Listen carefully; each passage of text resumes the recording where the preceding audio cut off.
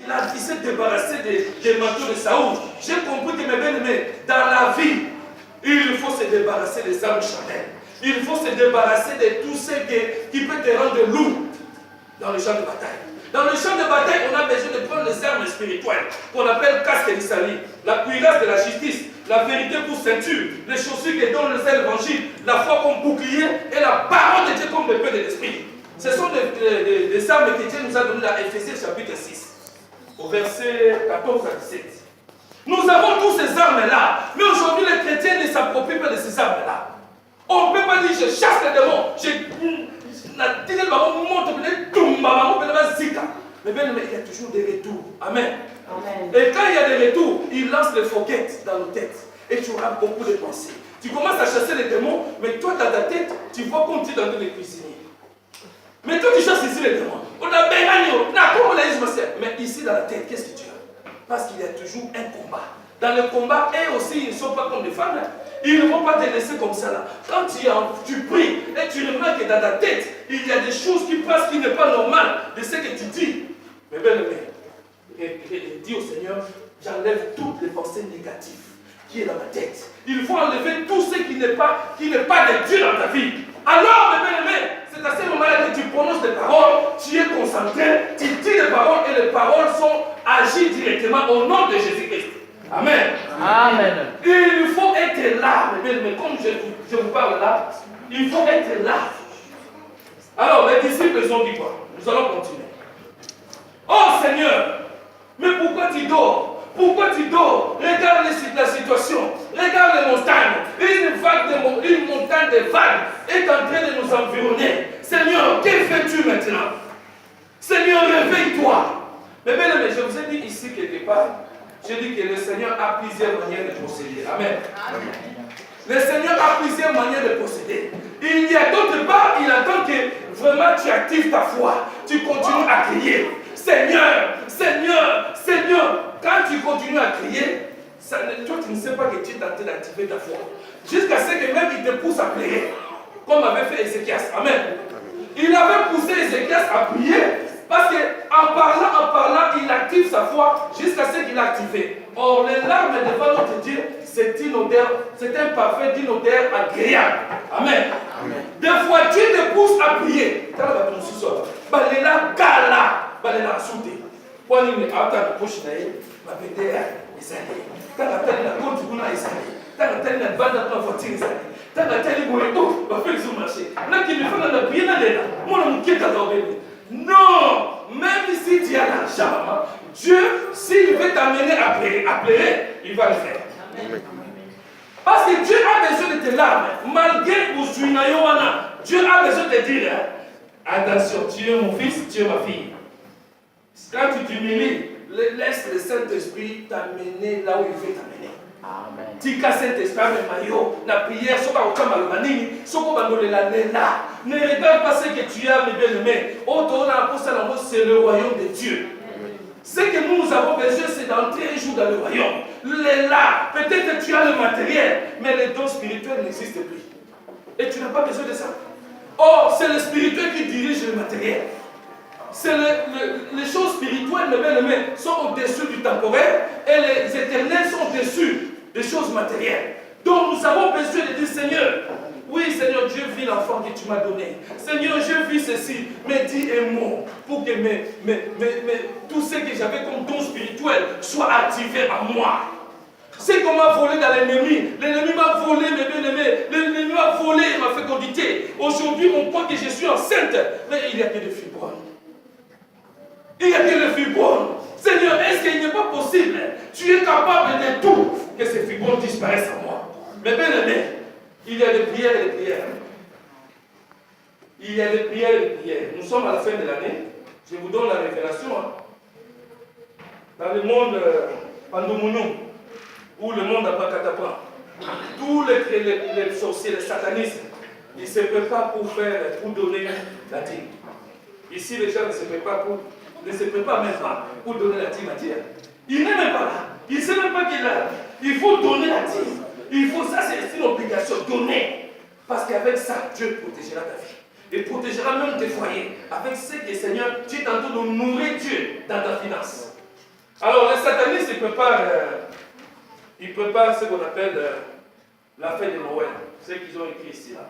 Ça sont les bébés spirituels qui ne comprennent pas. Jésus est déjà né dans nos vies, le jour où on l'a accepté comme Seigneur et Sauveur. Il est déjà né. Alors, il est déjà le Jésus ressuscité et glorifié à moi, et je dois fêter à son anniversaire. Ça veut dire que lui-même, il n'a même pas fêté ça. Alors, qu'est-ce qu'on appelle Noël? No, ça veut dire en anglais sang. El Shaddai, ça veut dire Dieu. Noël, c'est une fête sans Dieu. Dieu n'est pas là. Dis-moi dans la Bible, où est-ce qu'on a mentionné la fête de Noël? Les disciples, ils ont fêté cette fête-là? Où? Il n'y a pas. Il n'y a pas, ce n'est pas la fête des chrétiens. C'est la fête des satanistes. Alors, qu'est-ce qui se passe? Les satanistes, ils préparent ce qu'on appelle les dîmes. Les dîmes, ce sont les gens qui ont commencé à captiver. Ça fait des jours ici, là, des jours passés.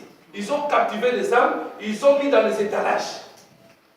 Ou soit ils ont amené ces âmes-là dans le monde tartariste. Alors, le monde tartariste, c'est quoi? Le monde tartariste, c'est là où le diable il a mis ce qu'on appelle la force cosmique. Il a emprisonné beaucoup de chrétiens, malheureusement, qui sont peut-être au milieu de nous, ou ils sont dans le monde des chrétiens. Parce que, pour bien fêter, il faut que les chrétiens soient captivés. Quand ils captivent les chrétiens, les satanistes montent des grades. Alors, aujourd'hui, les satanistes, ils préparent des fêtes. Pour arriver à fêter ces fêtes-là, il faut qu'ils captivent des chrétiens. Et moi, je vous donne la révélation. Je suis parti dans beaucoup de deuils ici, là, c'était les chrétiens, malheureusement. Malheureusement, je vous dis des chrétiens que les satanistes ont pu attraper et ils ont mangé. Moi, ça m'étonne, ça me fait du mal quand je vois les chrétiens, ils disent non, j'en ai marre, j'ai demandé ceci, le Seigneur n'a pas fait, je reste à la maison. Mais bien aimé, rester à la maison, ça donne l'opportunité au diable de te saisir vivant. Parce que tu n'auras pas eu et Aaron à tes côtés pour te soutenir dans la prière, bien aimé. Tu n'auras personne, bien aimé, pour te soutenir. Or, le tactique du diable, c'est d'isoler les chrétiens. Amen. Il va t'isoler et quand tu dis non, je n'ai pas besoin, je reste seul, je peux prier, il va te laisser 1 mois, 2 mois, 3 mois, 4 mois, jusqu'à ce que ta foi n'est plus stable. Il commence à éteindre la lumière qui est en toi. Et quand il éteint la lumière, mais bien aimé, ce qui va arriver, c'est qu'on va te capturer. Et quand on va te capturer, le diable, il y a 3 prisons. Prison de la chair, prison de l'âme et prison de l'esprit.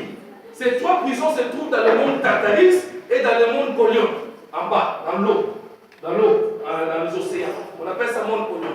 Alors, quand ils te captivent comme ça, le bien-aimé, quel que soit l'endroit, quand tu vois que tu faisais 5 minutes de prière, ou 10 minutes de prière, mais maintenant tu ne fais que plus de, peut-être 3 minutes seulement, et 2 minutes, au lieu d'avancer dans la prière, toi tu es en train de régresser. Mais bien, quand tu vois comme ça là, c'est-à-dire que ta lumière est en train de s'éteindre.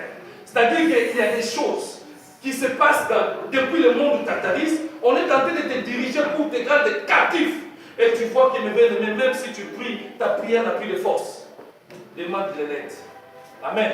Amen. Demandez de l'aide, mes bien-aimés, parce qu'ils ont trouvé une stratégie pour te capturer. Ne te laisse pas capturer. Dis au Seigneur, retrouve-toi dans la position de Pierre. Quand il s'enfonçait dans la mer, il a trouvé qu'il était captif des hippopotames. Les hippopotames, ils allaient les broyer. Il a commencé à crier, Seigneur, Seigneur, secours-moi. Et le Seigneur est arrivé. Amen. Amen. Le Seigneur est venu, comme le cas de ses disciples. Ils ont compris que c'est maintenant, mais plus jamais. Quand ils ont crié au Seigneur, ils l'ont réveillé. Seigneur, réveille-toi, réveille-toi. Parce qu'on connaît que c'est toi qui étais l'eau agitée dans la piscine de Bethesda. C'est toi l'eau agitée. C'est toi l'eau agitée. Quand l'ange descendait et l'eau agitée, et c'est toi, Seigneur, qui étais la guérison. C'est toi qui donnais la guérison. Parce que c'est toi l'eau agitée, c'est toi l'herbe agitée qui devait ressusciter des morts. Alors, Seigneur, agis dans notre vie. Et bien aimé, quand ils ont crié, le Seigneur a dit oui, c'est là. Il s'est réveillé. Beaucoup de chrétiens, le Seigneur, il est déjà endormi. Dans leur vie, le Seigneur, il est en train de ronfler. Il dit, bon, il n'a pas besoin de moi. il va chanter, il n'a pas besoin de moi. Il va faire les icônes, il n'a pas besoin de moi. Il veut prier. Avant de commencer à prier, il dit Seigneur, Saint-Esprit, je m'abandonne entre tes mains. Mets mes paroles, tes paroles dans ma bouche, pour que je parle de sorte que Dieu puisse agréer ma prière. Amen. Parce que de nous-mêmes, nous ne savons pas prier. Nous-mêmes, nous ne savons pas prier. Chaque fois quand tu commences ta prière, Seigneur Saint-Esprit, mets tes paroles dans ma bouche pour que je sache ce que je vais dire à Dieu. Donne-moi les paroles révélées. Comme ça, quand je vais parler, Dieu puisse agréer ma prière. Alors, ces gens, les gens commencent à crier, Seigneur, lève-toi dans ma vie. Alors le Seigneur, dans sa façon de procéder les choses, il a dit, quand tu m'as laissé derrière, et quand il y a le mur de Jéricho, il y a des flots, il y a des vagues, la mauvaise tempête qui arrive devant toi, là, le procédé, c'est crier. Là, il nous montre que quand tu l'avais déjà laissé en dernière position, parce qu'il n'est plus la tête de toutes choses, là maintenant, il faut seulement crier. Là, il faut seulement quoi? Crier. Là, il faut seulement quoi? Crier. Crier. Seigneur, lève-toi dans ma vie. Réveille-toi. Réveille-toi. Et comme lui, il est miséricordieux, lent à la colère, riche en bonté et en fidélité, mais bien aimé, il va se lever. Là, il se lève. Et quand il se met debout, tout ce qui était comme obstacle devant toi, il disparaît. Tout ce qui était comme montagne devant toi, tout ce qui était des ennemis dans ta vie, mais bien aimé, un à un, ils vont commencer à disparaître. Après, tu vas dire, oui, c'est l'Éternel qui est Dieu. Amen. Amen. Alors, mes bien-aimés, pour terminer, je donne toujours un exemple, après on va finir. Jean, chapitre 11. On est toujours dans ce notre thème, dis un mot. Oui, le Seigneur doit dire un mot pour notre vie. Il doit le dire. S'il ne dit pas, mes bien-aimés, moi et toi, nous sommes désolés. Nous serons vraiment dans la mouillamini totale de notre vie.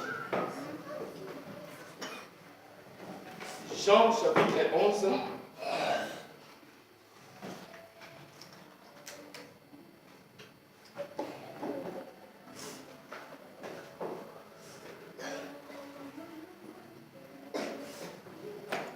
C'est très important que le Seigneur dise un mot pour notre vie. Qu'est-ce qui peut nous arriver? Nous sommes à la fin de l'année. Nous devons faire des prières, des combats spirituels. Je ne sais pas si le pasteur il a programmé de jeûne et prière, je ne sais pas. Parce que c'est très important. Il faut que, mes bien-aimés, on puisse se mettre debout pendant ce temps ici pour aller engager, c'est-à-dire nous équiper et aller dans là où l'ennemi a volé quelque chose pour nous, là où il a pris notre esprit ou notre âme, il a mis ça dans sa prison. On est capable, si vraiment tu dis, Seigneur, moi, j'avais des dons, j'avais des visions, je ne vois plus de visions, je dors comme un homme, je me réveille comme un animal. Comment je ne reconnais même plus mes songes, ni mes visions. Mais c'est pas normal. Quand tu dors et tu vois que tu es en train de manger quelque chose dans la fête, tu es en train de boire quelque chose, c'est pas normal. Quand tu dors, tu vois que tu es en train de faire des relations d'intimité avec quelqu'un. Mais bien aimé, réveille-toi. Juste quand le Saint-Esprit te réveille, que ce soit 3 h du matin, 4 h du matin dans mon cas. Commence à prier. Dis Seigneur, c'est corps et le temple du Saint-Esprit. Tout arbre, la Bible déclare, toute plante qui n'a pas planté mon Père Céleste dans ses corps doit être déracinée. Seigneur, enlevez tout ce qui est l'ennemi a planté à moi. Si tu le laisses, ça va grandir et ça va provoquer ce qu'on appelle des fibromes. Tous les microbes qui puissent exister, les maladies bizarres. Et Dieu nous a dit, où est dans la Bible où les disciples étaient malades? Quand tu vois que les choses ne sont pas normales, moi je suis malade pendant un long moment. Et non, c'est moi qui étais malade pendant un long moment. Pourquoi? La maladie fait quoi dans mon corps?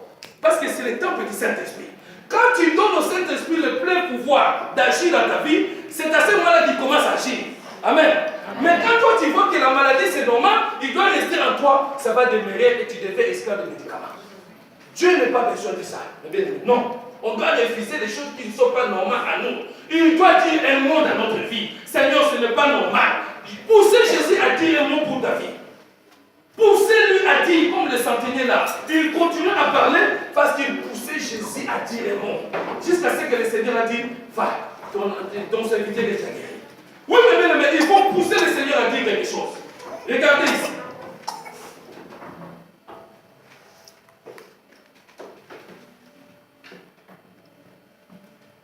Ma sœur, je vois que tu es très fort encore là. Tu vois un peu. Verset 20. Jean 11. Verset 20. Vous descendez lentement. Lorsque Marthe apprit que Jésus arrivait, elle alla devant de lui, tandis que Marie se tenait assise à la maison. Marthe dit à Jésus, Seigneur, si tu eusses été ici, mon frère ne serait pas mort. Mais maintenant même, je sais que tout ce que tu demanderas à Dieu, Dieu te l'accordera.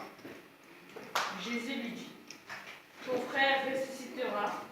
Je sais, lui répondit Marthe, qu'il ressuscitera à la résurrection au dernier jour. Jésus lui dit, je suis la résurrection et la vie.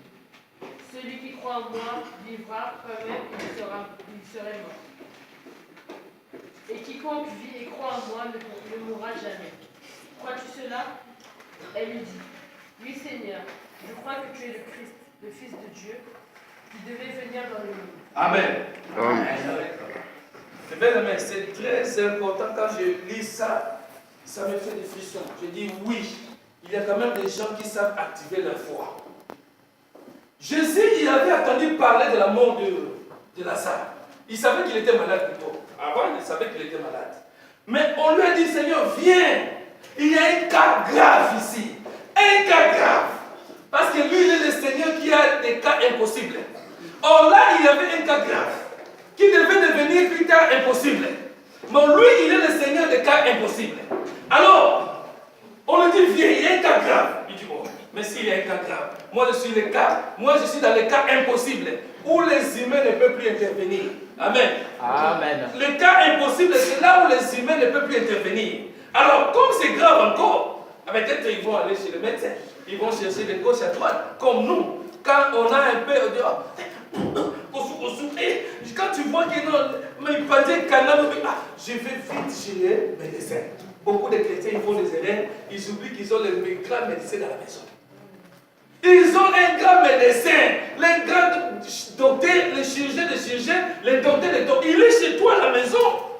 Si tu invoques son nom, il va te dire, je permets que ta guérison passe par l'hôpital. Amen. Amen. Il peut te dire ça, je permets que ta guérison passe par l'hôpital, ou moi-même prier et je vais faire le miracle. Il peut faire ce qu'il veut. Il est le Dieu de multisystème. Mais les chrétiens, ils commettent des erreurs. Si lui, il est malade, ou bien son enfant est malade, il précipite vite à l'hôpital. Mais bien aimé, la plupart des médecins, 80%, je vous dis, dans le monde entier, ils sont des satanistes. Ils sont dans la franc-maçonnerie, ils sont dans l'occultisme, dans le branche de l'occultisme qu'on appelle franc-maçonnerie, sorcellerie, magie, rose-croix, tout ça sont les branches de l'occultisme.